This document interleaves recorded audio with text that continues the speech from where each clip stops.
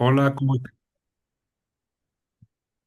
hola, ¿cómo estamos? Estamos ahora listos para iniciar el análisis de los proceedings más interesantes o de los abstracts más interesantes de ASCO 2025, que tiene que ver con la cirugía, básicamente con la cirugía oncológica, que siempre es multidisciplinario el tratamiento, pero creo que estos tres abstracts que vamos a presentar realmente están modificando de alguna manera la historia natural de la enfermedad y seguimos aprendiendo.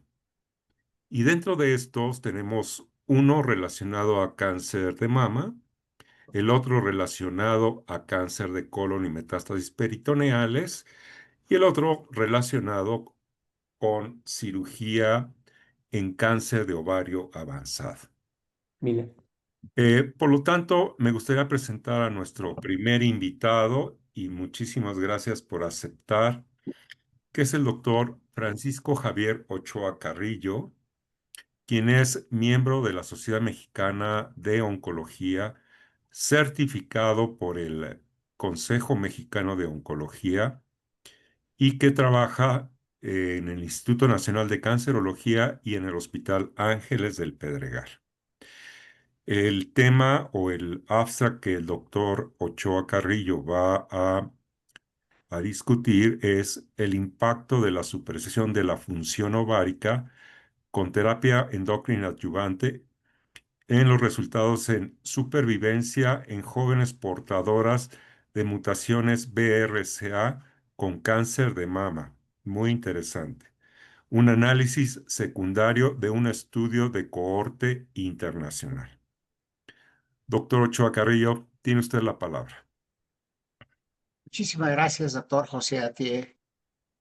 Quiero antes que nada agradecer al comité organizador de Best of the ASCO la enorme oportunidad que se me está brindando al compartir con ustedes estos aspectos que nosotros consideramos importantes con el objeto de que podamos en un momento dado poder analizar uno de los trabajos más importantes que se presentaron a nuestro buen entender en lo que es precisamente Best of the ASCO. Es fundamental recordar que el impacto en la supresión de la función ovárica ha sido una terapia endócrina adyuvante con resultados de supervivencia en gentes jóvenes. Sin embargo, en un grupo particular, que son aquellas mujeres portadoras de las mutaciones BRCA1 o BRCA2 en cáncer de mama, nos permiten analizar con mucho cuidado las terapias múltiples para estas personas que llegan a tener un cáncer de mama con algunas características. Se me ha encomendado que les haga algunos comentarios respecto al estupendo trabajo que realizó coordinado la doctora Paola Sagami del Instituto Europeo de Oncología, en conjunto con un grupo internacional que analizaron en forma retrospectiva diferentes aspectos, como lo haremos en el análisis a continuación. Yo quisiera señalar que el siguiente punto es los antecedentes que debemos de tener en cuenta. Perdón, lo estoy adelantando en lugar de atrasarlo.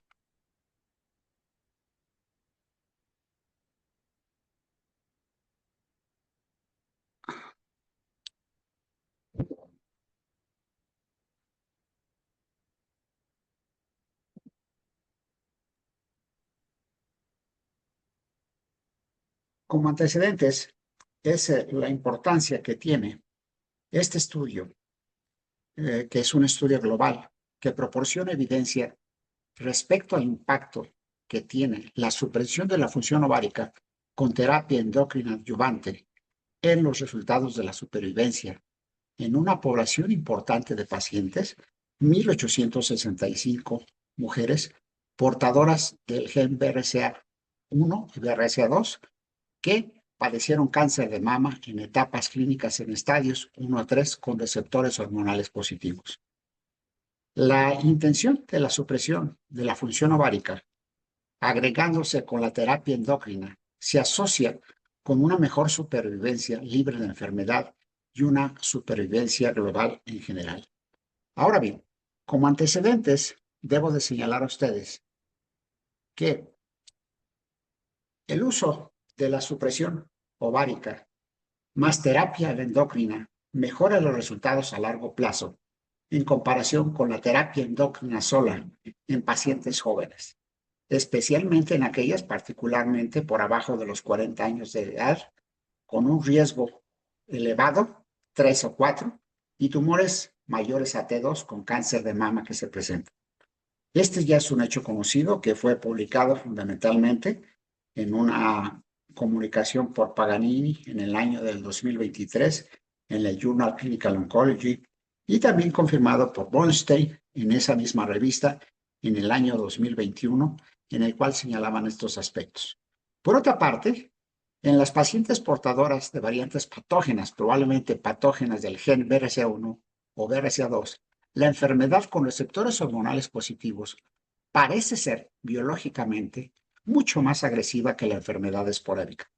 Ningún estudio previo se centró específicamente en el papel de la terapia de la supresión ovárica más terapia endocrina en mujeres portadoras del BRCA o BRCA1 con cáncer de mama en etapas clínicas 1 a 3 con receptores hormonales positivos. Los principales estudios fundamentales son la supresión ovárica con terapia endocrina adyuvante, que no incluyeron análisis de subgrupos específicos para ser portadoras de la mutación BRCA. Por lo tanto, existe poca evidencia que nos permita analizar lo que es la terapia hormonal en estos casos. Una vez dicho esto, pasemos al siguiente punto, el método. Esto es importante señalar.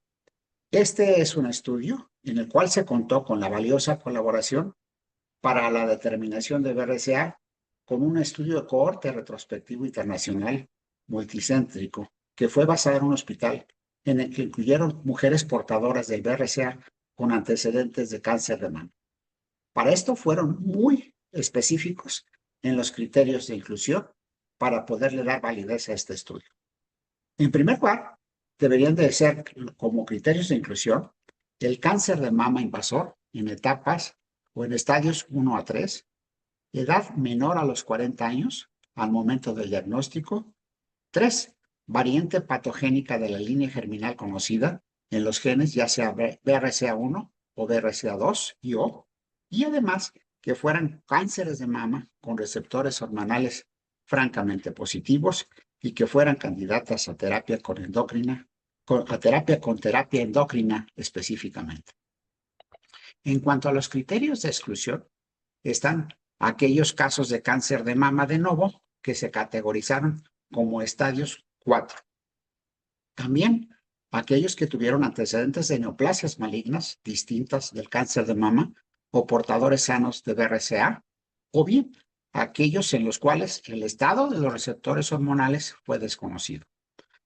También se excluyeron aquellas pacientes con datos faltantes sobre la terapia endocrina y aquellos pacientes que no fueron candidatos a la terapia endocrina adyuvante.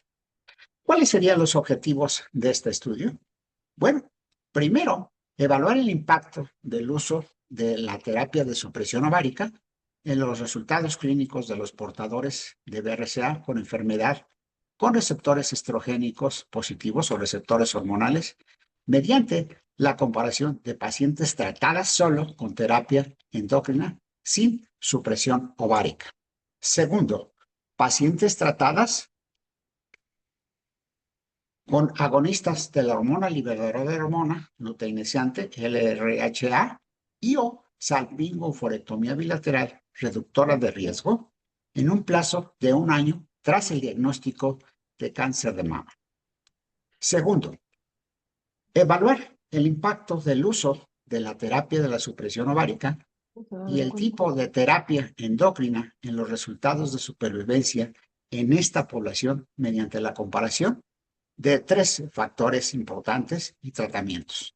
Aquellos en los cuales se empleó el clásico tamoxifeno, aquellos en los cuales el grupo se seleccionó para darles tamoxifeno plus, así como también terapia de supresión ovárica y aquellas pacientes que fueron sometidas a tratamientos con inhibidores de la aromatasa, más la asociación de terapia de supresión ovárica. El análisis de sensibilidad exploró la supresión ovárica como covariable dependiente del tiempo. Para corregir el sesgo del tiempo inmortal, un modelo de Cox adicional tuvo que ser tomado en cuenta para poder evaluar las diferencias en tiempo hasta la prueba de BCR.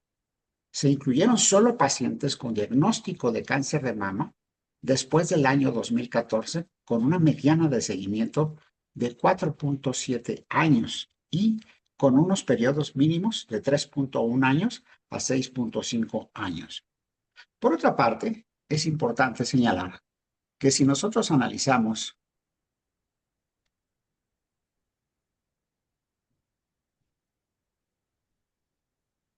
cómo fue el flujo de pacientes, vean ustedes la trascendencia de este estudio.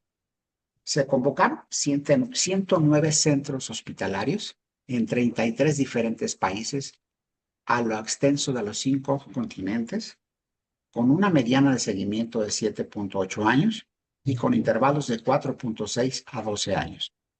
Pero de 5.660 pacientes incluidos con cáncer de mama, fueron excluidos en la primera porción aquellos pacientes que no tuvieron receptores hormonales positivos y que no estaban también documentados, de tal suerte que estos excluyeron a 2.985 pacientes, que corresponde al 53%.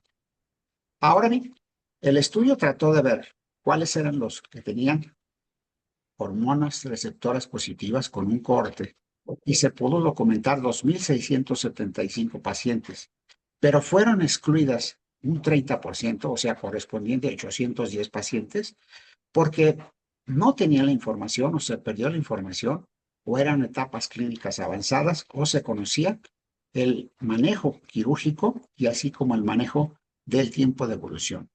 De tal manera que solamente se incluyó de esta gran población al 70% de los pacientes, que corresponden a los 1.865 número de ellos.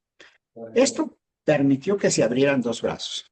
Aquellos que no recibieron la terapia de supresión hormonal, que fueron 794, y luego aquellos que solamente recibieron tamoxifen, que fueron los 794. Por otra parte, el brazo lateral fue aquel en que se incluyeron 1.071 pacientes, que corresponde al 57%, pero que se pudo asociar dos grupos. El primero, el empleo de tamoxifen más tratamiento de supresión ovárica, independientemente de qué tipo de estrategia se haya empleado para la supresión ovárica, incluyendo 691 pacientes, mientras que los inhibidores de la aromatasa más supresión ovárica correspondieron a 380 casos. Ahora bien, si seguimos adelante, la riqueza de esto es de que muchos centros hospitalarios fueron incluidos en diferentes partes del mundo, como ustedes pueden apreciar aquí, en América, en Europa, e inclusive en Asia y en África. De tal manera de que también se incluyeron diferentes años, a partir de 2004 hasta el 2020, como ustedes pueden apreciar aquí. Y luego, las edades, por supuesto, todas tenían que ser por debajo de los 40 años de edad. Y una de las cosas determinantes es la especificación o el aclaramiento para saber si eran portadores del gen BRCA1 o BRCA2, que se pudo realizar en diferentes tiempos. Antes de establecer el diagnóstico, en el momento del diagnóstico, después del diagnóstico establecido de cáncer de mama y algún grupo pequeño de pacientes que verdaderamente no se conocieron en el momento del estudio.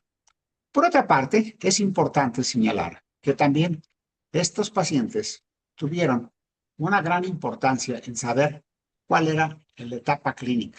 Y entre ellos se pudo documentar que todos eran con un estatus de HER2 negativo, como ustedes pueden apreciar aquí, y los ganglios eran importantes desde N0 hasta 2 o 3, en los cuales se pudo determinar la etapa clínica como etapas 1, 2 y 3 de estos casos.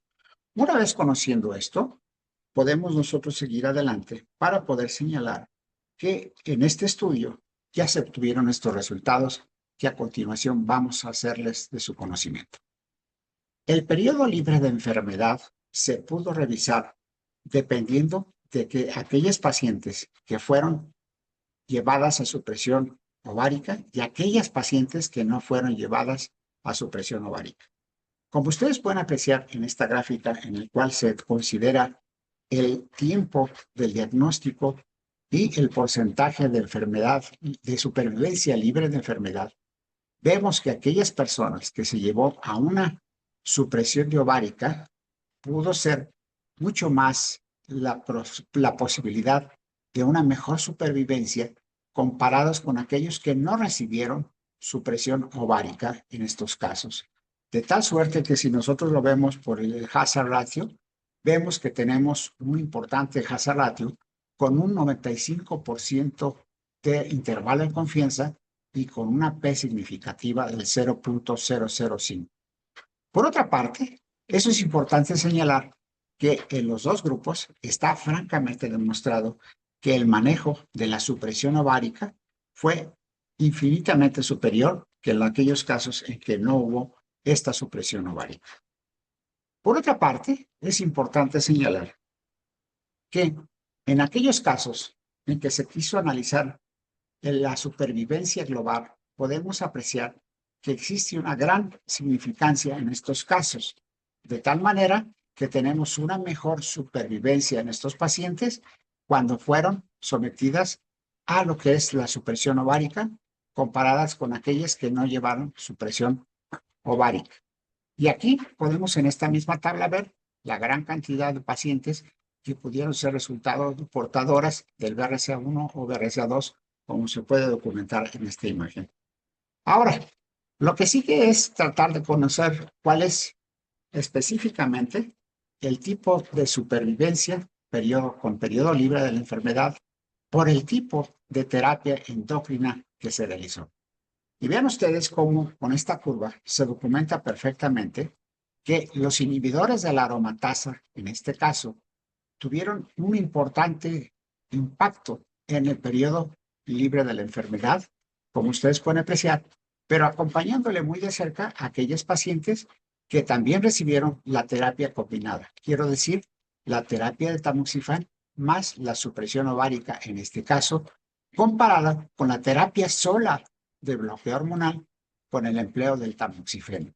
De tal suerte que esto tiene un hazard ratio importante con una P significativa para estos estudios. Y en el lado superior derecho podemos ver las características de aquellos que tenían cambios positivos, aquellos que eran en etapas clínicas 3 o 4 y que el estadio 3 tenía 28% contra 17 y 18% y que el grado de diferenciación era de 51 a 45%. Y por supuesto, todos estos pacientes, algunos requirieron de quimioterapia, así como de una mastectomía completa en muchos de estos casos.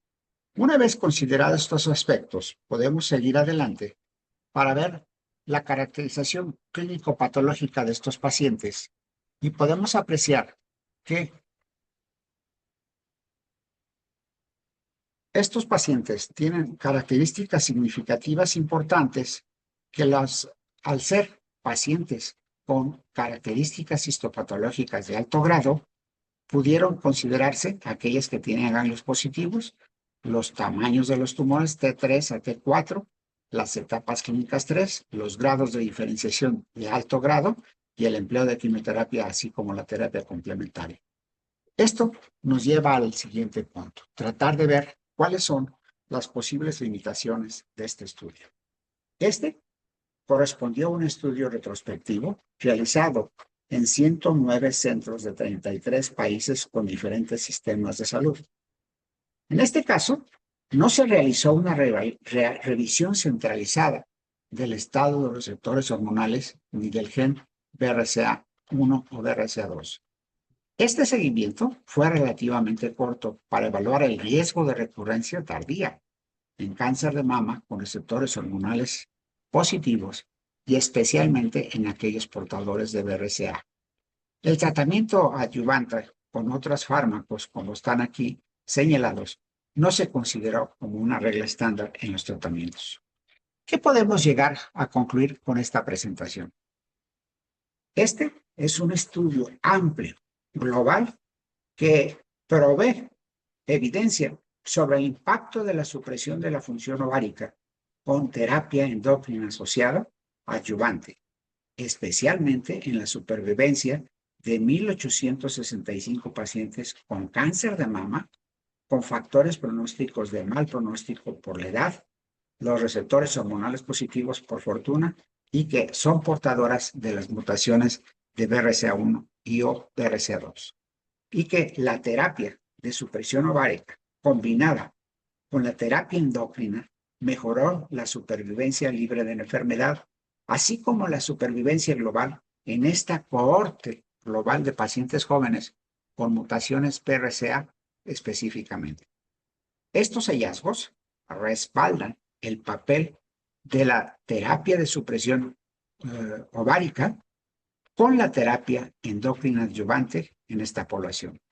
Sin embargo, se considera que se requiere de mayor atención e investigación para optimizar las estrategias de la terapia endocrina adyuvante para aquellas pacientes jóvenes con mutaciones BRCA, con cáncer de mama operable, con receptores hormonales positivos. Con esto, espero haberles dado a ustedes un overview sobre estos abstracts, en los cuales es importante señalar que también los autores dan el agradecimiento a quienes participaron en diferentes instancias, universidades, tanto en Italia como a nivel internacional. A sus órdenes para preguntas o comentarios de aquí en adelante. Muchas gracias, doctor Ochoa Carrillo. Realmente muy interesante. Pacientes jóvenes son las que están involucradas en este reporte, que tienen la clave receptores hormonales positivos y BRCA, que es un factor interesante adicionado a su enfermedad. Eh, una de las preguntas que tengo aquí es, de manera adyuvante, y usted mencionó muy claramente que hay países de primer mundo o países que no, que más bien son países que no son tan afortunados para obtener medicamentos y los costos. Consideraría que la salpingo o forectomía, porque el periodo de adyuvancia va a ser de varios años en seguimiento. Consideraría que salpingo-forectomía versus LH-RH, ¿cuál sería su comentario respecto a esto? Lo deseable es utilizar LHRH. Eventualmente, esto tiene las ventajas de que no solamente suprime ovarios, sino otras fuentes de estrógenos, de tal manera que eso es mucho más deseable. Sin embargo, hay que considerar que debido a las limitaciones, por lo menos una salpingo-forectomía bilateral en este grupo en particular de pacientes es de gran beneficio asociado a la terapia endocrina, en el cual también los inhibidores de la aromatasa juegan un papel muy importante para el manejo de los mismos y que, por supuesto, por fortuna en la mayoría de los países se puede contar con este fármaco. Sin embargo, también tiene un costo elevado, pero no tan elevado como el no hacer esta terapia mixta, la supresión ovárica más la terapia de bloqueo hormonal y, por supuesto, si fuera necesario, con otros factores clínicos, el empleo de la quimioterapia. Claro. ¿Usted cree que esto se pueda convertir? Claro que son resultados preliminares y tiene que haber un seguimiento mayor y combina varios estadios clínicos. Entonces, la pregunta que tengo acá es, independientemente del estadio clínico, claro, recibirán su tratamiento, pero por el hecho de ser mujeres jóvenes y con este factor BRCA, esto podría ser ya el estándar o visualizar un estándar, un estándar de tratamiento, ya que tiene impacto en la sobrevida y tiene impacto sobre el intervalo libre de enfermedad. Por supuesto que es una estrategia terapéutica que se antoja deseable. Por supuesto que necesitamos un mayor número de pacientes y sobre todo un seguimiento a más largo plazo. Pero otra de las cosas que no debemos de soslayar, que las pacientes portadoras de BRCA1 o BRCA2, así como tienen el problema del cáncer de mama con factores pronósticos adversos, el empleo de una salpingoforectomía nos ayuda a tratar de prevenir un cáncer de ovario en este tipo de pacientes, ya que estas pacientes pueden coincidir, además del cáncer de mama, en forma sincrónica o metacrónica, la aparición de un cáncer de ovario. Y esta sería una estrategia también que nos permitiera abatir o reducir el número de casos de cáncer de ovario en esta población femenina. Creo que es un comentario muy, muy positivo en este sentido, conforme vamos conociendo más la historia natural de los tumores BRCA positivos. Y creo que es algo que también se le debe de exponer al paciente, porque la cirugía de disminución de riesgo para cáncer de ovario o cáncer de mama está tomando cada vez más fuerza. Entonces me parece un comentario muy, muy puntual y le agradezco muchísimo, doctor Ochoa Carrillo, el haber hecho esta gran y académica discusión. Muchas gracias. Si usted me lo permite, yo quisiera hacer un último comentario al respecto. Hay que Adelante. recordar que cáncer de ovario también es posible que se presente en estas mujeres portadoras de BRCA1 o BRCA2, además de cáncer de mama. Pero hay otros órganos y otras estructuras que también deberemos estar vigilando ante la posibilidad de un desarrollo de estas neoplasias. Claro, son pacientes de alto riesgo tan Así solo es. por la juventud que tienen y lo que hemos visto en la historia natural en pacientes jóvenes, aunque bueno, tienen positivos los receptores, lo cual permite pues tener una gama de tratamientos en un momento dado. Y básicamente, como usted lo mencionó, esto se enfoca a la parte adyuvante, pero esta cirugía de disminución de riesgo para ovario siempre estará ahí presente, la debemos hacer o no la debemos de hacer. Y creo que ahí la paciente es la que nos va a definir esto. Por supuesto. Muchas gracias, A doctor Ochoa ustedes y Carrillo. buenas tardes. Buenas tardes. Hasta luego.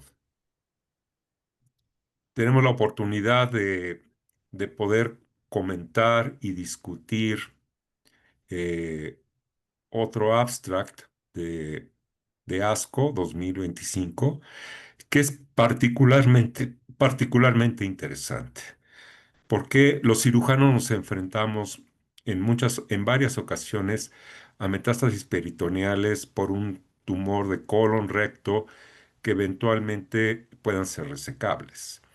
Entonces, yo le pediría al doctor Juan Manuel Ruiz Molina, quien es un cirujano oncólogo experto que trabaja en el Instituto Nacional de Cancerología, así como en Médica Sur, que es además cirujano certificado por el Consejo Mexicano de Oncología, nos pudiera comentar y darnos pues una idea de que cuando nos encontremos con este problema de o poder implementar la terapia sistémica perioperatoria para metástasis peritoneales colorectales resecables. Es un ensayo multicéntrico aleatorizado, es fase 3 e incluso tiene ya algunas publicaciones previas. Doctor Ruiz Molina, eh, le dejo el micrófono. Muchas gracias. Agradezco a la Sociedad Mexicana de Oncología, a Beso Fasco, al doctor Atie que me hagan el honor de estar con ustedes compartiendo lo que podemos tomar de este estudio tan interesante. Ah, Bien, este es un estudio que se hizo básicamente en los Países Bajos, en Europa. Se hizo en el 2018 el reclutamiento de pacientes y fue un estudio para identificar la utilidad de la quimioterapia perioperatoria en pacientes con cáncer de colon y recto que tienen metástasis peritoneales. Es un estudio fase 3, se llama Cairo 6 y incluyó a un hospital belga y a un hospital alemán también. El reclutamiento de pacientes se hizo en menos de un año y se estudiaron su trayectoria con los resultados de sus manejos en un lapso de 5 años aproximadamente. Dice, la adición de la terapia sistémica al tratamiento del cáncer colorectal cuando presentan metástasis peritoneales es un reto para la medicina y oncología actualmente. Al parecer no se prolonga la supervivencia global en la población entera estudiada y lo que se puede estudiar también es la elevación de los promedios de supervivencia en pacientes con tumores del lado derecho. Bien, algunos datos importantes son de que al menos 10% de los pacientes que tienen cáncer colorectal presentan metástasis peritoneales en el 10%, ya sea sincrónicas o metacrónicas, haciendo un total de presentación durante la evolución de la vida de los pacientes con cáncer colorectal de un 24%. La dificultad en el diagnóstico para evaluarla durante la terapia sistémica con métodos de imagen como el RECIST, pues representa para el clínico el reto de hacer el diagnóstico de este tipo de pacientes. Sabemos que hay una respuesta pobre a la terapia sistémica en pacientes con metástasis peritoneales comparado con los que tienen metástasis en el pulmón o en el hígado. Y ya que tenemos una opción de tratamiento limitado, la supervivencia es pobre, únicamente 9 meses en los estudios recientes. Existe un procedimiento quirúrgico que es la cirugía citorreductora cuando existen metástasis. La idea es llevar al paciente a un R0, quitando todas las metástasis que existen dentro de la cavidad abdominal, eliminando el peritoneo en donde hay implantes. Este procedimiento a veces se acompaña de la aplicación de quimioterapia y de hipertermia, lo cual es un procedimiento que ya es una opción quirúrgica terapéutica convencional, aceptada en muchos países y que se practica la más de las veces durante la elaboración de un protocolo de estudio en pacientes, ya sea con cáncer colorectal o de ovario o que tienen algún tipo de patología maligna a nivel de serosas peritoneales. Estos estudios ya publicados hablan acerca de la utilidad de este tipo de procedimiento quirúrgico asociado a la hipertermia y la quimioterapia intraoperatoria.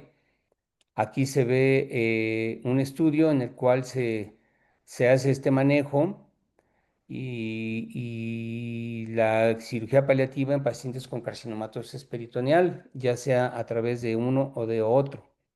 La quimioterapia que se utiliza con mayor frecuencia es la mitomicina C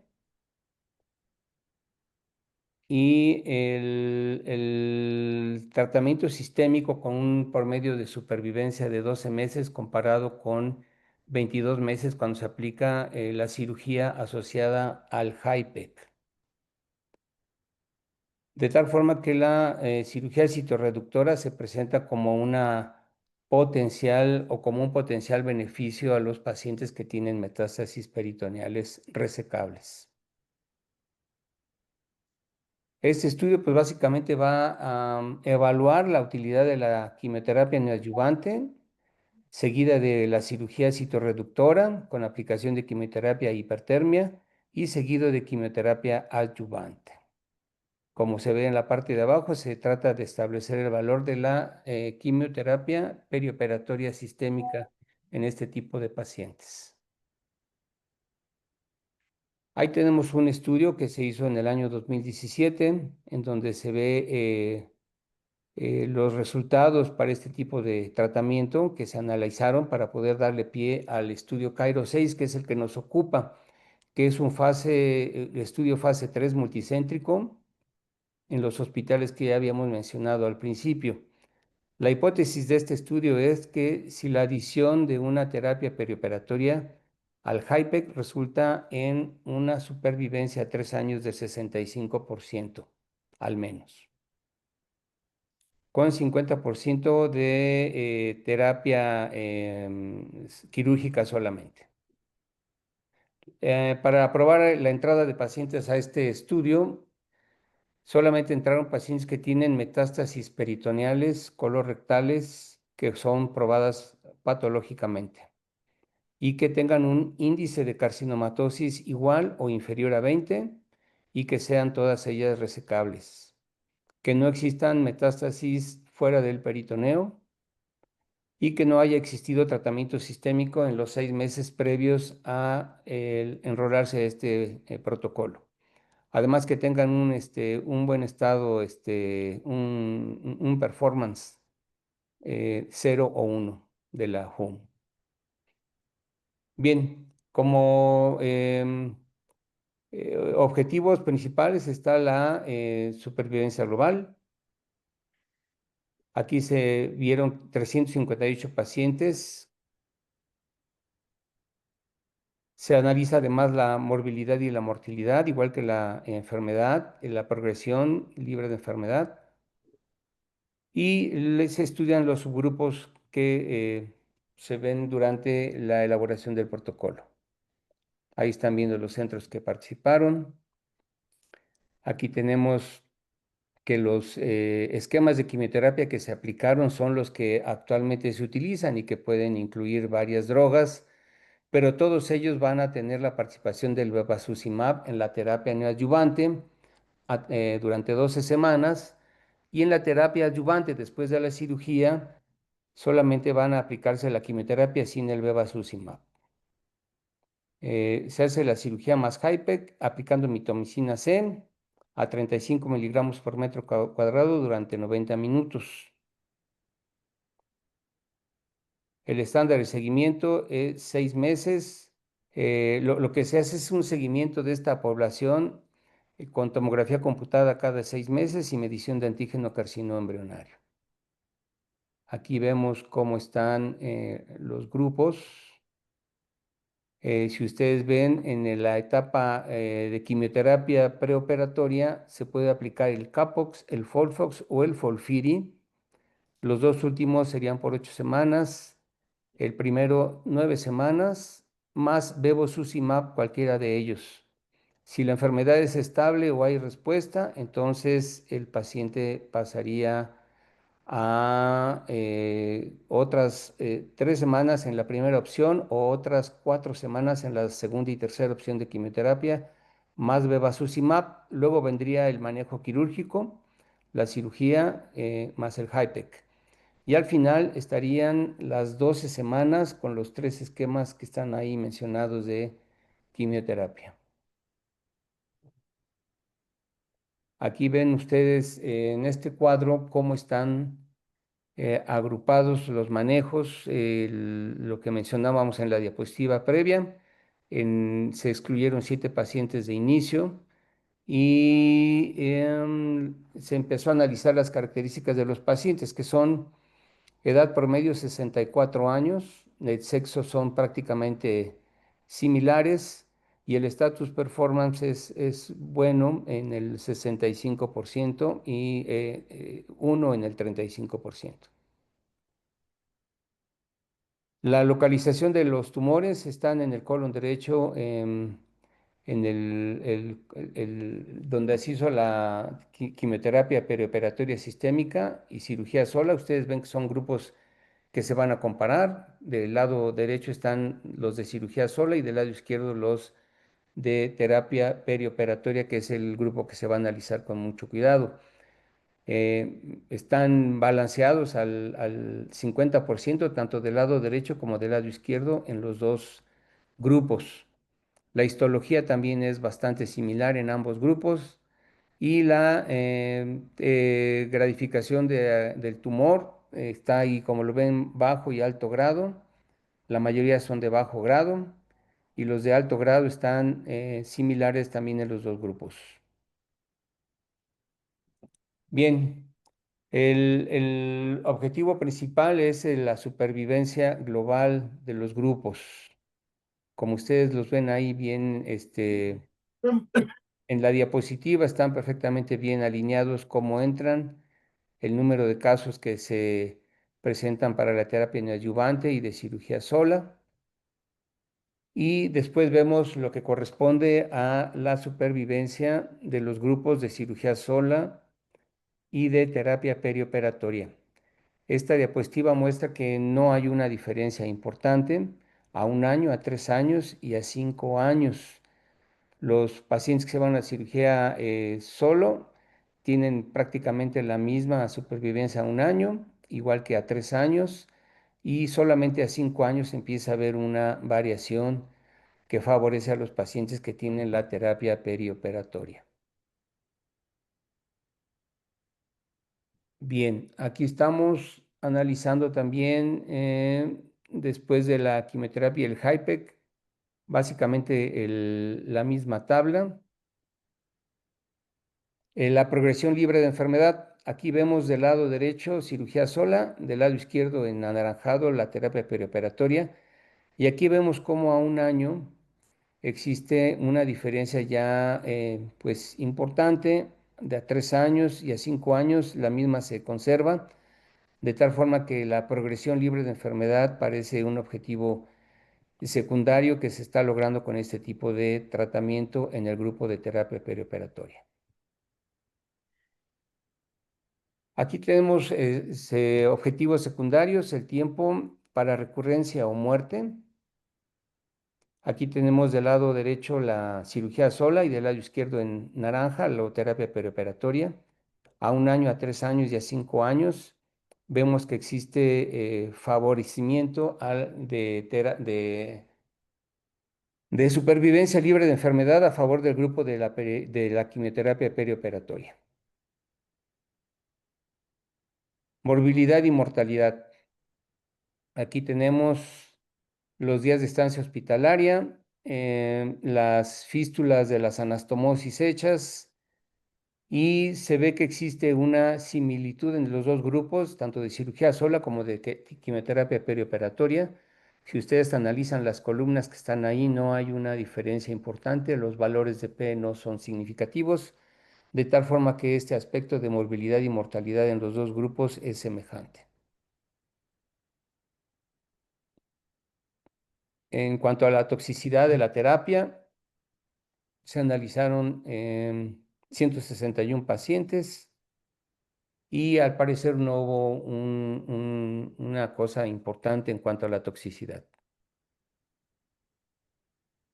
La supervivencia global, efectos de los subgrupos de tratamiento.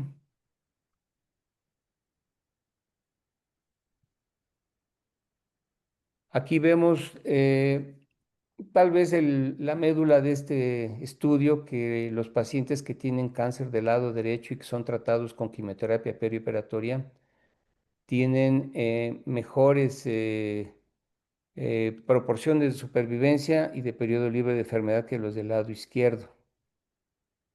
Aquí tienen ustedes la localización, lado izquierdo contra lado derecho, y las tablas mencionan pues que hay una mejoría en los del lado derecho.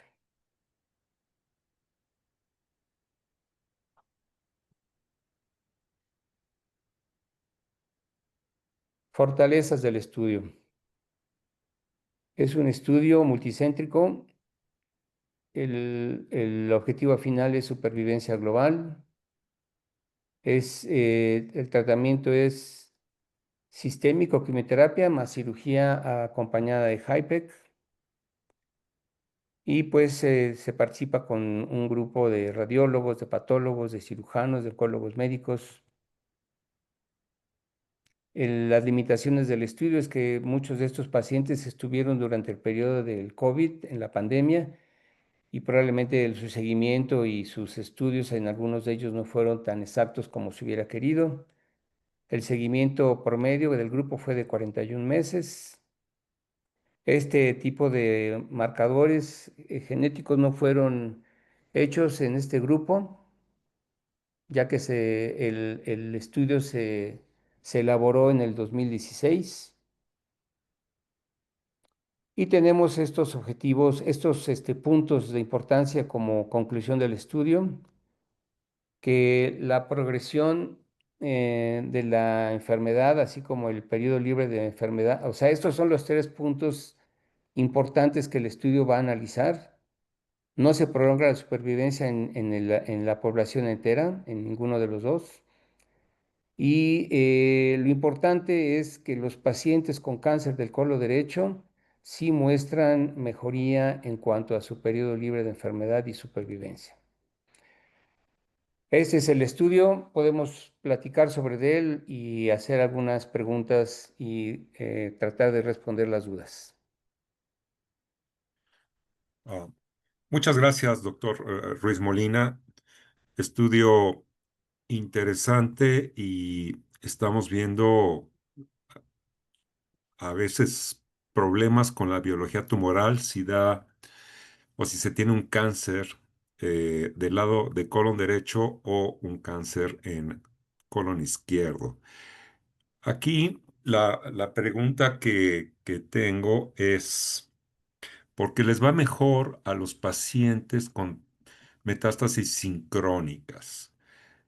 Eh, si se quita este tumor primario y encuentra metástasis resecables, en ese momento, de acuerdo a su experiencia, ¿las resecaría o las seguiría, no sé, claro, por estudios de tomografía o incluso en alguna evaluación por laparoscopía? ¿Qué haría usted Después de analizar este estudio, una de las conclusiones que podría uno sacar siendo cirujano oncólogo es que al ver que este estudio favorece mucho a los pacientes que tienen cáncer en el colon derecho y que estos se benefician de la resección de las metástasis peritoneales y de la aplicación del HIPEC, uno podría empezar a pensar en la elaboración de un protocolo en el cual a los pacientes que se les identifica con cáncer del colon derecho se les pudiera llevar, por ejemplo, a una laparoscopía estadificadora. De tal suerte que si estos pacientes en un grupo que pudiera tolerar la neoadyuvancia con el tumor in situ y llegar a una cirugía en la cual se reseque el primario y que se haga el HIPEC y después la quimioterapia adyuvante, probablemente este grupo sería el súper más favorecido de todos.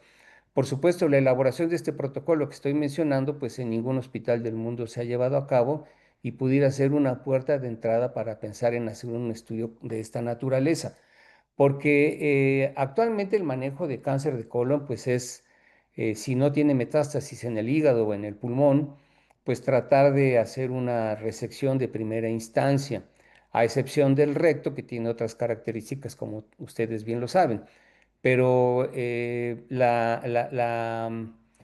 la visión de pacientes que tienen cáncer de colon que no sea recto sería tal vez tratar de identificar aquellos que pudieran recibir una adyuvancia con el tumor in situ y llegar a una cirugía de HIPEC ya con un tratamiento sistémico previo, cosa que prácticamente no sucede.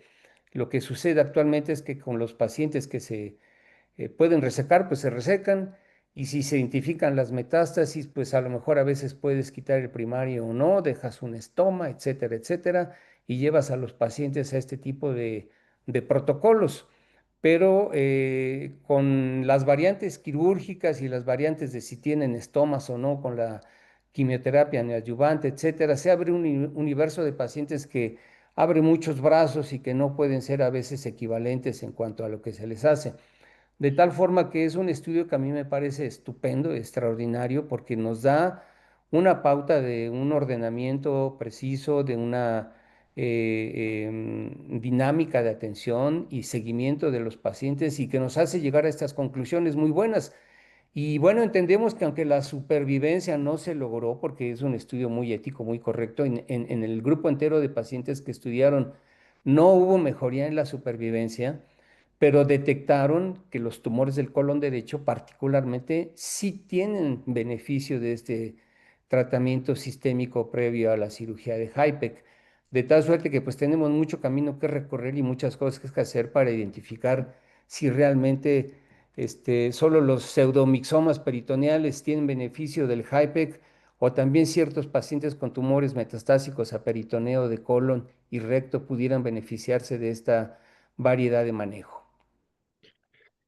Sí, este estudio creo que abre muchas preguntas para poder protocolizar, pero lo más importante es lo que usted analizó, el hecho de que la individualización del paciente, por ejemplo, colon derecho, metástasis que se puedan resecar, eh, maximizar el uso de la laparoscopía y la quimioterapia neoadyuvante, pueden individualmente probablemente mejorar eh, la historia natural de esta enfermedad. Eh, Sabemos que el impacto en la sobrevida eh, no se dio en este estudio, pero sí se dio impacto en el intervalo libre de progresión. Es correcto. ¿Y qué pensaría usted de metástasis metasincrónicas? Pues evidentemente un paciente que progresa con tratamiento sistémico es un paciente que va a tener un pronóstico pobre y generalmente es el tipo de pacientes al que se le trata de dar el manejo de HIPEC, pues porque no hay mucho que ofrecer de manera sistémica. Pero probablemente lo que debiéramos concluir es que si el paciente desarrolla metástasis peritoneales durante tratamiento sistémico, aún después de haber resecado el primario, pues son pacientes a los que, aunque hagamos el esfuerzo quirúrgico, probablemente no le estemos ayudando. Entonces tenemos que ser muy juiciosos, tener muy bien medido el impacto del procedimiento quirúrgico que vamos a hacer, porque además es mórbido la cirugía de peritonectomía con hipertermia y si va acompañada de alguna anastomosis, pues va acompañada de una morbilidad que si no ofrece el beneficio de la supervivencia, probablemente no haya que hacerlo. De acuerdo.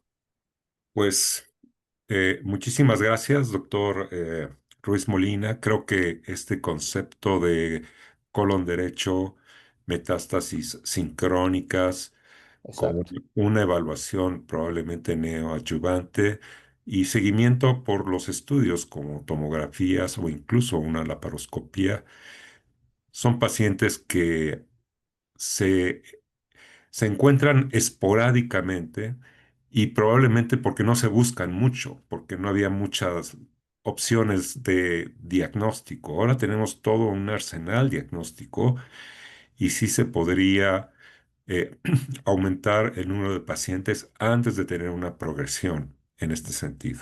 Así es, y por ejemplo, digo, la bondad y la belleza de este estudio es que abre a los cirujanos la posibilidad de llevar a cabo estudios en los cuales se incluya el manejo neoadyuvante sin resección del primario, haciendo la paroscopía estadificadora, algo semejante a lo que hacemos en estómago y que en colon pues no se ha hecho en ninguna parte.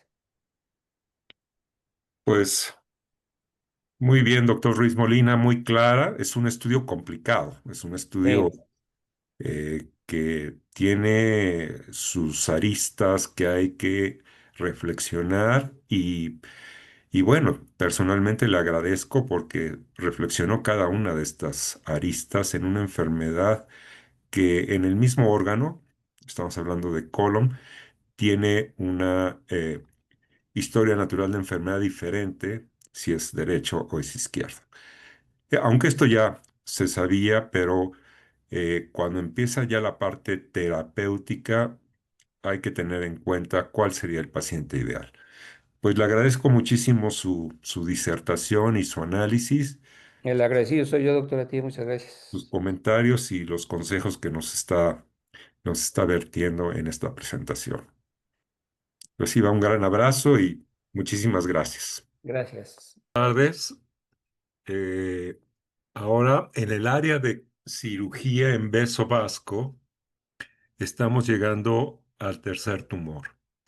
Esta enfermedad que se le ha llamado un cáncer silencioso, que es el cáncer de ovario, que en varias ocasiones, muchas ocasiones, llega en etapas avanzadas. Entonces, Beso Vasco nos proveyó este estudio Trust, que es cirugía inicial radical, un estudio de cirugía inicial radical eh, como tratamiento en cáncer de ovario avanzado. Muy interesante por los puntos que nos habla y es especialmente dirigido a cirujanos. Y por esta razón hemos invitado a un experto que es el doctor Horacio López Basabe, quien tiene su práctica en el Instituto Nacional de Cancerología, es certificado por el Consejo Mexicano de Oncología y además trabaja en Médica Sur. Así es que, doctor López Basabe, si nos puede ayudar con la disertación y, y el mensaje que este proceeding o este abstract nos puede dejar a los cirujanos. Muchas gracias, doctor Ate, por la presentación y gracias por la invitación. Y bueno, esto, bueno, buenas tardes, muchas gracias. Este estudio TRUST es un estudio muy interesante en el cual se busca explorar cuál es el momento de realizar la cirugía citorreductora en el cáncer de ovario, de peritoneo o de trompas. Este estudio fue presentado por primera vez en ASCO del 2025, es decir, este año. Por años o por décadas, la cirugía citorreductora se ha considerado la piedra angular del manejo del cáncer de ovario, posteriormente seguido de quimioterapia. Sin embargo, surgió una estrategia alternativa que era es dar quimioterapia con cirugía de intervalo posterior, que surgió de ensayos aleatorizados. Sin embargo, algo muy interesante que hay que ver en esto es que estos ensayos tuvieron algunas limitaciones que ahorita el TROTS vamos a ver cómo las subsanó.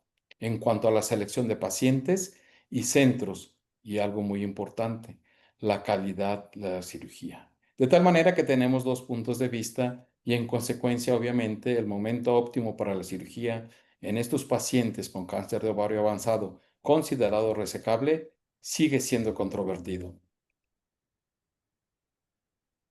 El TROS se diseñó para evaluar este momento óptimo para la cirugía de mayor esfuerzo en cáncer de ovario, que se consideran resecables, que estuvieran en condiciones de tolerar la cirugía radical y algo muy importante, tratadas en centros oncológicos que tuvieran criterios definidos de garantía de calidad quirúrgica, algo que no muchas veces sucede.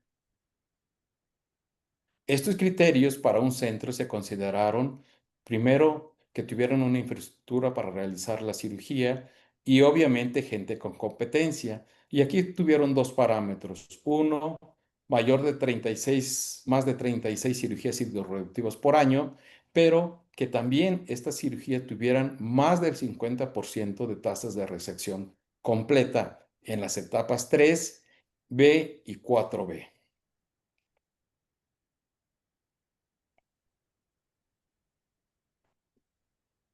Este es el diseño del estudio.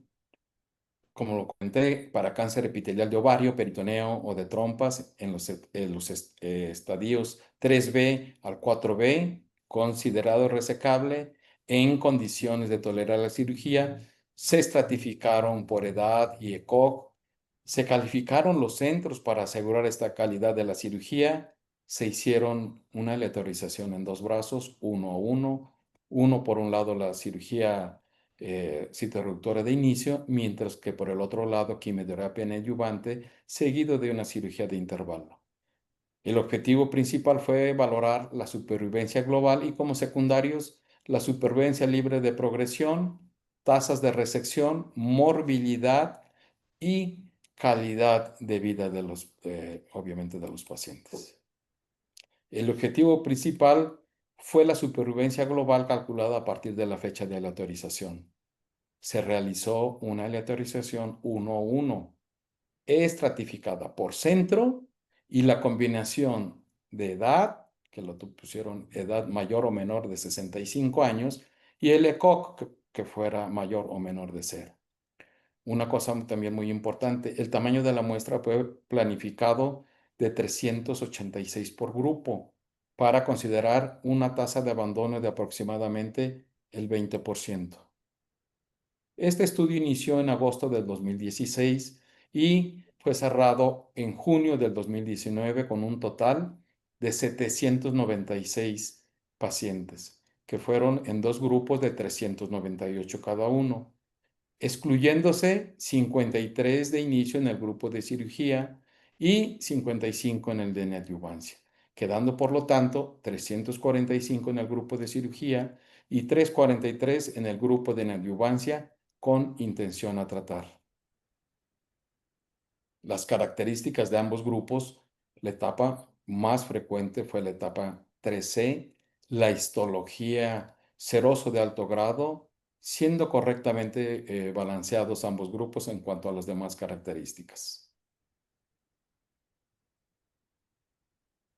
Estos fueron los resultados del evento quirúrgico. La duración, 331 minutos de inicio para la cirugía, mientras 284 para aquellos que fueron llevados a neoadyuvancia.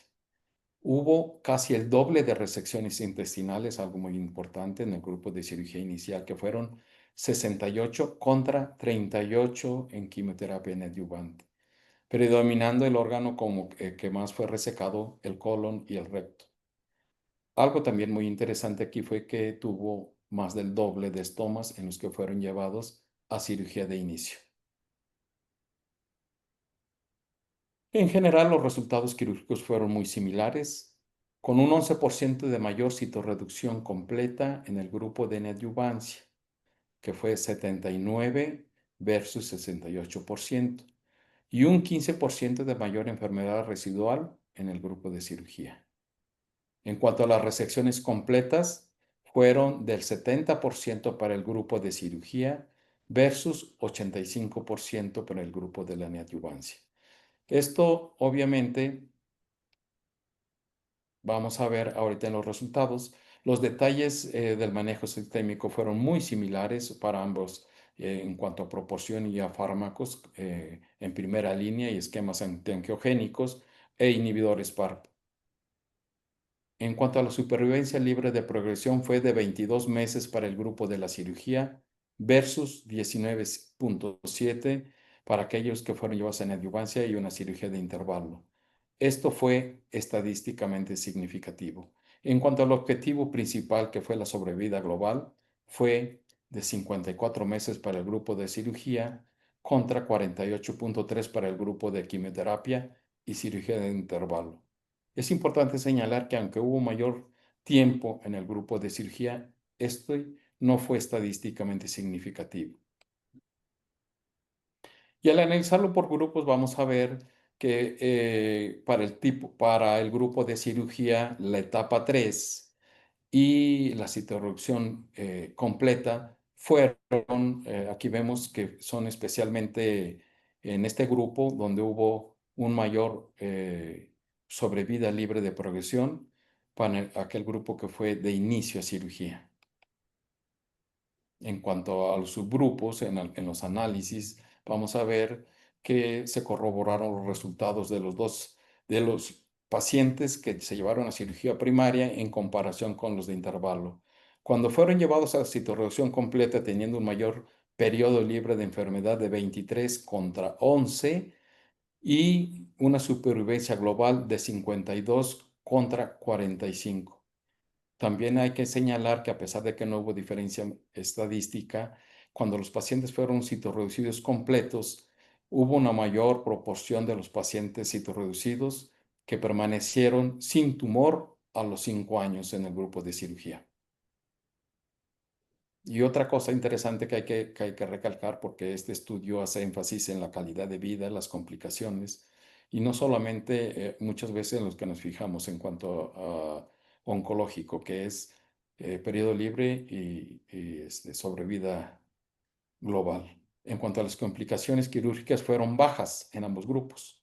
18% para el grupo de cirugía y 12% para la cirugía de intervalo. Ambos, como podemos ver, la mortalidad fue inferior al 1%. Y bueno, este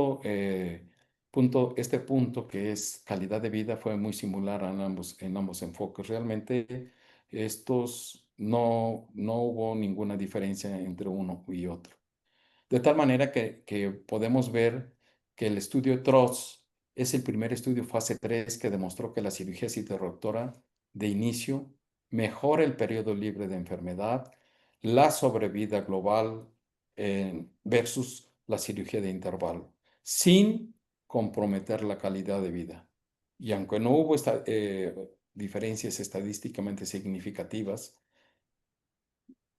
sí se demostró una mejoría de 6 meses a favor de los pacientes llevados a cirugía. Los pacientes más beneficiados fueron los de la etapa estadio 3. Por lo tanto, podemos concluir que estos resultados respaldan la cirugía como estándar para el cáncer de ovario etapa 3, resecable, con altas tasas de resección completa del tumor y baja morbilidad. Listo. Muy bien. Muchas gracias, doctor. Pues esto nos lleva probablemente a las bases que aprendimos como cirujanos, que una buena cirugía en el paciente adecuado puede verdaderamente, porque posteriormente va a entrar a quimioterapia, tener una sensibilidad mayor del tumor a- al tratamiento con quimioterapia, aunque la sobrevida es muy parecida, pero el intervalo libre de progresión sí es significativamente, estadísticamente significativo. Eh, Tenemos esta parte de utilizar la neoadyuvancia, que creo está muy utilizada y muy probablemente con la neoadyuvancia estaríamos teniendo células resistentes o una enfermedad mínima que no se pueda quitar en un momento dado. Eh, ¿Cuál sería su opinión en un paciente en donde se puede hacer la resección? Claramente le hace su estudio de tomografía, le hace su laparoscopía para ver que pueda ser resecable, pero en su experiencia y en el instituto, esta conducta de cirugía primaria en pacientes etapa 3, etapa 4, ¿se mantiene o están protocolizados a quimioterapia neoadyuvante? Bueno, lo que hay que ver efectivamente que a veces creo que hemos caído en un abuso del inicio de manejo sistémico neoadyuvante, hablando específicamente de estas etapas, pensando que al disminuir la enfermedad, porque pues el cáncer de ovario en general es muy quimiosensible. Y proliferativo Sí, cuando se hace resección. así es. Pero una de las pequeñas o una de las fallas que se tienen cuando se da quimioterapia es que al reducir muchas veces quedan células que no son visibles cuando uno está operando, sobre todo a veces a nivel de ganglios. No se hace linfadenectomía o si había ganglios retroperitoneales y desaparecieron, ya no se aborda eso. Y es donde frecuentemente van a recurrir. Eso es por un lado. Y por el otro lado, pues todos hemos sabido que eh, el mejor, uno de la citoreducción completa es un factor pronóstico favorable para esta enfermedad.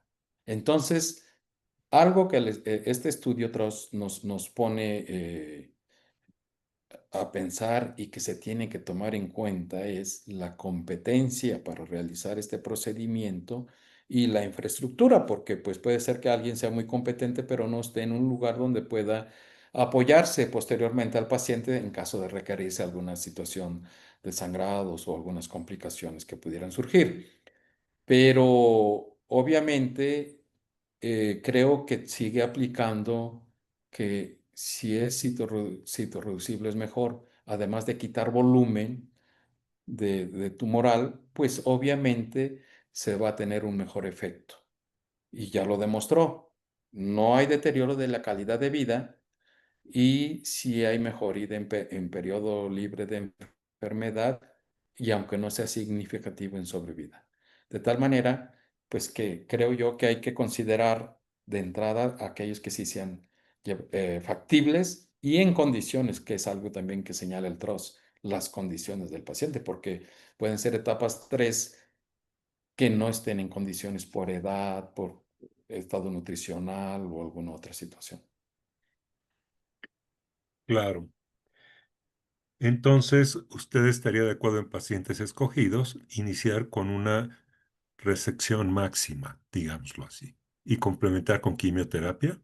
Así es. Sí, creo yo que este es el mensaje que nos viene a reforzar el TROS en cuanto a esta patología de que es mejor citorreducción completa y algo creo que hay que considerar también es qué órganos vamos a resecar. En este caso fueron colon y recto, algo que no lleva mucha morbilidad, que no es lo mismo que esté tomado, por ejemplo, esto a nivel del hilio hepático, que tenga mucha enfermedad y hay que hacer una esplenectomía y cola de páncreas. Entonces, eso es el juicio que se tiene que tener, ¿no? Por eso, este estudio es muy selectivo en cuanto a las condiciones del paciente y hace énfasis que sean resecable y en condiciones de tolerar una cirugía radical. De acuerdo. Surge otra pregunta, doctor, y estamos ahorita en la década, o ya 2 décadas casi, de los inhibidores de PARP. Estos pacientes considera, hay que hacerles determinación de BRCA1 y 2. Creo que sí, digo, obviamente tiene sus indicaciones, pero se tiene que determinar. Ya todo ahorita tiene que ir casi, debe de ser personalizado. Así es. Creo que tenemos, si se tiene la infraestructura, se tiene que hacer. Claro, serosos, avanzados, y bueno, lo veíamos con la disertación en cáncer de mama, cómo BRCA está cambiando un poco el pronóstico. En este sentido, yo creo que estos van a ser estudios adicionales de ver realmente cómo están estos pacientes. Y la última pregunta, doctor, que yo quisiera hacer es,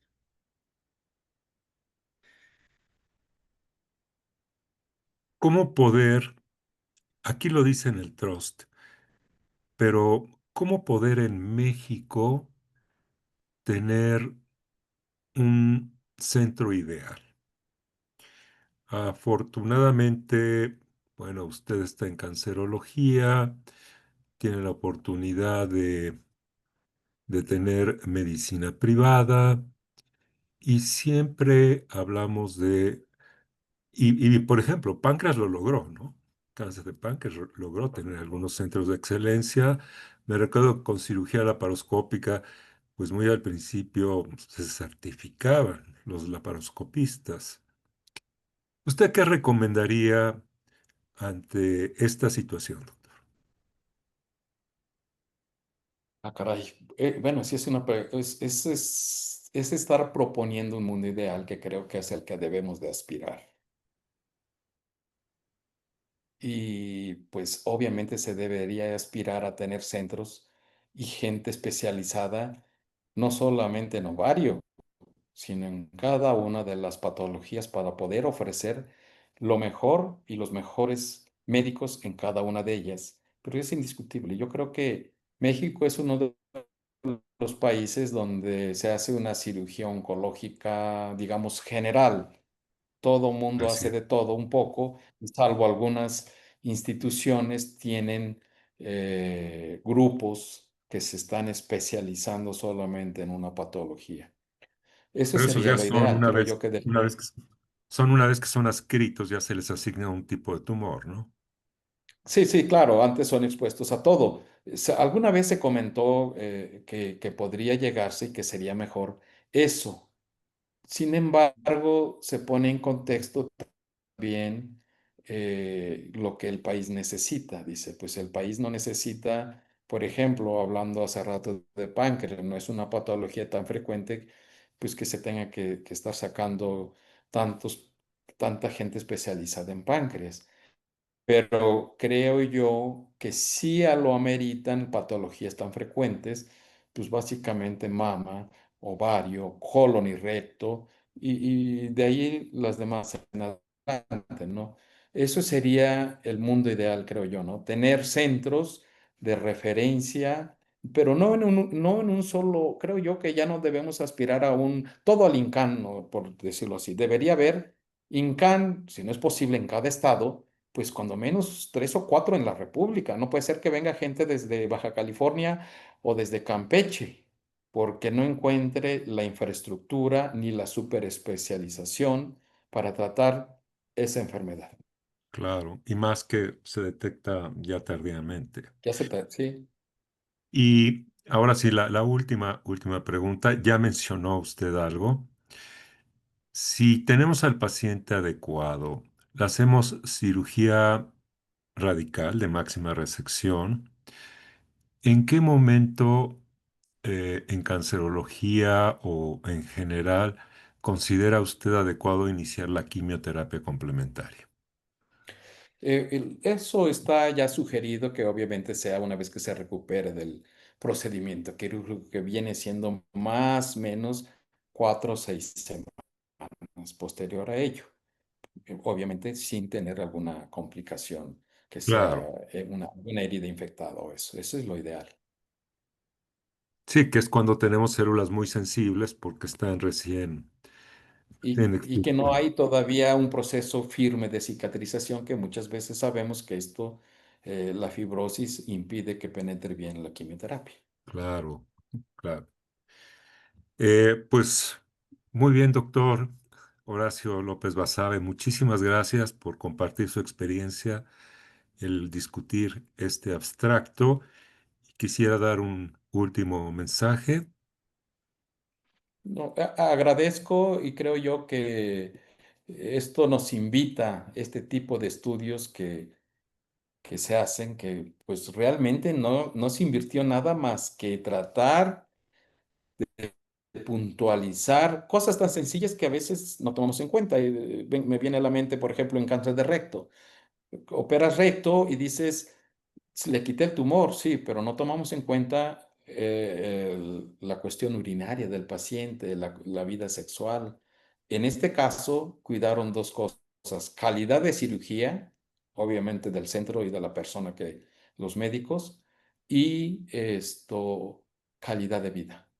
Creo yo que eso debemos aspirar a tener en los pacientes. No hacer grandes reducciones si esto no va a redundar en un beneficio no solo de sobrevida o periodo libre de enfermedad, sino que la gente tenga calidad de vida. Claro, y completamente de acuerdo con usted, y que esto también mide la habilidad del cirujano y Sí. del equipo quirúrgico. Veo el nivel de complicaciones, realmente 0 unidades de sangre, o sea, realmente, como usted lo menciona, algo que se puede adaptar en nuestras instituciones, nada más escogiendo bien al paciente y dando o guiando con un cirujano de experiencia estos procedimientos. Sí, claro, aquí en cancerología ya se adoptó, porque si dice uno, ¿qué cirugía va a ser? No, es cirugía mayor. 3 paquetes en reserva. ¿Cuánto cuesta? No, es poquito. No, no, no. Cuando hace uno la cuenta, tiempo, dinero, personal que se tardó en cruzar y que no se necesitaban, se optó por no cruzar sangre, a menos que hubiera un paciente que entrara, pues obviamente que sabiéramos que sí la va a necesitar, pero la mayoría ya ni se cruza sangre. Pero todo esto requiere, como lo dice el TROS, competencia e infraestructura. Competencia de los médicos y la infraestructura, pues, del hospital, para que puedan hacerse, con pequeños cambios se puede lograr mucho. Pues yo creo que ese es un muy buen mensaje, doctor, sobre todo con los problemas que tenemos de poder tener donadores para, para tener paquetes de sangre para los enfermos. Creo que es una buena aproximación y creo que esto también hace que el cirujano no sea tan agresivo, sino más cuidadoso. Sí, ¿verdad? Sí, creo yo que sí. Y ¿usted opina igual que yo que debe de especializarse en un área o todos de todo? Todos. No, doctor, digo, yo me formé claramente en todo y roté cuando fui adscrito, cuando estuve adscrito en varios servicios, pero esa era la idea, no había muchos oncólogos. Exacto. Entonces había que ver a veces 2 consultas, no había muchos oncólogos y mucho menos oncólogos médicos. Yo creo que ahora, como usted menciona, y cancerología tiene subespecialidades incluso que forman residentes ya específicamente para ciertos aparatos y sistemas. Yo creo que el cirujano oncólogo sí debe de conocer de todo, pero los mejores resultados se logran cuando se logra enamorar al cirujano de una zona anatómica. Y ahí es donde puede venir la innovación. Y lo hemos visto con tiroides, y lo hemos visto con cirugía robótica y recto. O sea, en realidad eh, nos da la razón eso y yo estoy completamente de acuerdo que se deben de especializar. Pues eso esperemos. O que nos debamos de reespecializar, doctor. Especializar. Bueno, no se logra de un momento a otro, pero creo yo que sí, sí va por ahí el camino, ¿no? Sí va ahí sin duda el camino va a ser. Y como usted bien lo dice, cuando se ve una sola patología, no solamente te enamoras, sino es una especie de desafío, ¿no? Que Desafío y vas empezar. adoptando y te frustra a veces que dices, no, ¿por qué no se pudo? Yo creo que sí, vamos a buscarle por este lado, vamos a hacer a lo mejor quimioterapia neoadyuvante, vamos a intentar otra cosa. Sí, la parte de las clínicas que en cancerología están muy bien estructuradas. El 20 de noviembre las inició la doctora Aura Erazo Ujú. y ahora ya están bastante estructuradas donde un paciente, todos los pacientes son revisados prácticamente por el equipo multidisciplinario. Y yo creo que ahí es donde está porque el propio equipo presiona a ver qué vamos. Sí, Y esa presión en equipo, en grupo, es todavía más motivadora. sí, y todavía sería más motivador si se hiciera interinstitucional. Ah, eso. Sea, que Bueno, pudiera, tenemos fragmentado el sistema de salud, doctor, así es. pero nada nos impediría decir, oye, ¿qué estás haciendo allá? No, pues hype, no, y aquí, ¿qué estás haciendo? No, pues estamos haciendo algo de ovario, vamos a meter pacientes y tratar de sacar algo mejor o de mejorar tal punto. Pero bueno, ojalá y se Bueno, pueda tal hacer. vez en un futuro tenemos, bueno, está lo del consenso de mama, están trabajando mucho en la parte de próstata. Creo que la parte de ovario es algo que es muy heterogéneo en su manejo, ¿no? Sí, Y creo que es algo que sí podría ayudar mucho a poder establecer una estrategia diagnóstica y terapéutica y de seguimiento. Sí, sobre todo. Pues muy Diagnóstico.